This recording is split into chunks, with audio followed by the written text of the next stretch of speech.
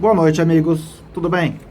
Eu queria falar hoje sobre um tema que tem me preocupado bastante, ligado ao processo civil e acaba envolvendo outros tipos de processo também, que é uma tendência de alguns magistrados hoje condenarem advogados como litigantes de má-fé. Primeiro caso é o processo 002-7877-78 de 2017, 8.19.0206.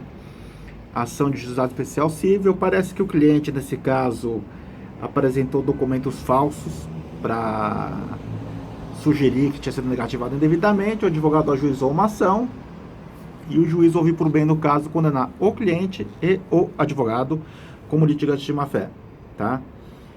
E o outro caso, tá? Daí não é nem cível e eu não teria nem porquê, na verdade, fazer uma grande defesa, porque eu sou muito crítico da Justiça do Trabalho, da forma protetiva dela em relação ao reclamante, etc. Mas tem que falar sobre isso. O caso do TRT da 2ª Região, aqui na cidade de São Paulo, primeira vara do trabalho da comarca de São Paulo, tá? Do prédio da Barra Funda. O advogado também, por ter formulado pedidos que a juíza julgou descabidos, o advogado foi solidariamente, junto com o seu cliente, condenado como litigante de má-fé. Gente, isso é um verdadeiro absurdo. E eu volto a falar, eu sou extremamente crítico da Justiça do Trabalho em relação à forma, como até pelo menos pouco tempo atrás, ela protegia sobremaneira, demasiadamente o reclamante. Mas vamos por partes. Vamos falar primeiro da lei, tá?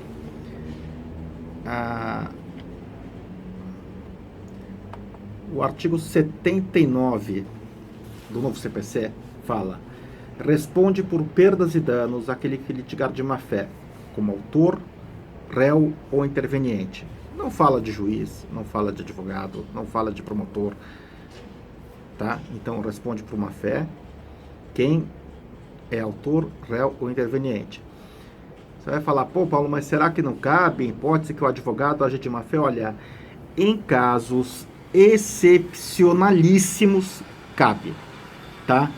Eu tive um processo no escritório, que a gente fez um acordo, tá?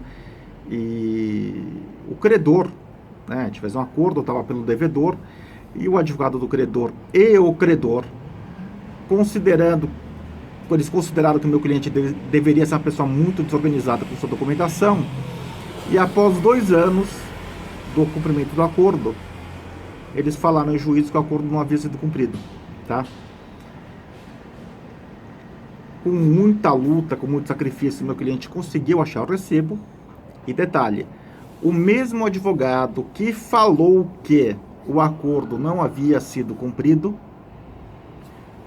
foi o advogado que assinou em conjunto o recibo, o advogado do credor, no caso, tá? Eu assinei o recibo também e tal.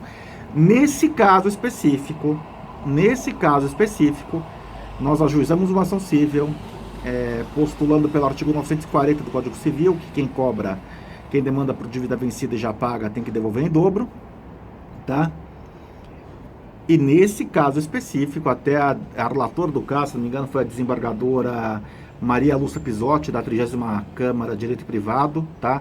Só não vou dar o número do processo, porque depois a gente fez um acordo e ficou em segredo, a gente se comprometeu a não divulgar o caso perante terceiros. Mas a desembargadora do caso é Maria Lúcia Pisotti, da 30ª Câmara de Direito Privado, ela mencionou isso no voto, ela menciona especificamente no voto, que, de regra, o advogado não responde por litigância de má-fé. Trata-se o caso concreto, né? Eu vou citá-lo depois com os nomes apagados, com o número de processo apagado. Ela menciona que naquele caso específico, sim, caberia a condenação da parte como litigante de má-fé, por se tratar de um caso excepcionalíssimo. Quer dizer, nesse caso do Jack aqui, se fosse o advogado que falsificou o documento junto com o cliente e ficasse provado, ok. Eu sei que tem gente que acha que o que ocorre no Jack é muitas vezes absurdo. Na trabalhista, então, eu comentei isso no Facebook, alguém falou, não, mas está certo mesmo, porque os advogados trabalhistas, eles pedem de má-fé. E eu sei que tem muitos deles que pedem fazem pedidos que deveriam saber ser descabidos. Só que foi o que eu falei para uma moça que comentou isso, né? Glaucia, se eu não me engano, Glaucia Ribeiro. Ela comentou que achava certa a decisão. Ela falou, não sou advogada, sou empresária, acho certa a decisão, tá? Depois um outro advogado falou, não, mas a função do advogado é ser o primeiro juiz do cliente, mais ou menos, né? O teu cliente te dá uma visão dele, do que aconteceu, tá? Essa visão dele, esse relato que ele vai te passar do que aconteceu, sequer vai ser submetido ao contraditório. Na hora que for ajuizada uma ação, daí sim, vai submeter o caso ao contraditório. A grande verdade, gente, é que assim, quando você é advogado e você propõe uma ação, você faz uma análise da probabilidade que existe daquele cliente estar te falando a verdade. 100% de certeza não existe, tá? 100% de certeza não existe. Se eu tiver que, para pegar uma ação, eu começar a ter medo de que se o cliente houver mentido, eu possa ser solidariamente com ele condenado como litigante de má fé, eu vou pensar seriamente para advogar, tá? O que eu falei, a justiça do trabalho, até para quem é empresário, para quem milita na área do direito privado, é muito mal vista. Então, muita gente, muito advogado acha bonito ver um advogado trabalhista arcar com o ônus processual junto com o cliente. E quando acontecer isso na área criminal? Quando um advogado ficar receoso de contar a versão do cliente numa defesa, com medo de que eventualmente, se for descoberto depois que aquela é mentira, será que eu vou ser, como criminalista, condenado como cúmplice, condenado como litigante de má fé, condenado a indenizar a vítima? É perigoso isso. Você quer isso? Você quer esse advogado te defendendo? Ou você quer ser esse advogado que vai ter medo do que vai escrever, que vai pensar em investigar o próprio cliente? Complicado. O direito de defesa fica seriamente prejudicado com esse tipo de questão. A gente tem que falar também que a Lei 8906 de 94 fala expressamente, no artigo 7º ou 6º, se não me engano, que o advogado é inviolável esse trabalho. Mas assim, mesmo que o artigo 79 do CPC nada falasse, tá, sobre quem responde como litigante de má fé, esse impedimento de se condenar o advogado decorre da Constituição, do princípio do direito à defesa, tá, a ampla defesa. E você não vai ter ampla defesa e contraditório se você tiver um advogado que vai ter medo de lhe defender ou de defender o cliente plenamente, tá?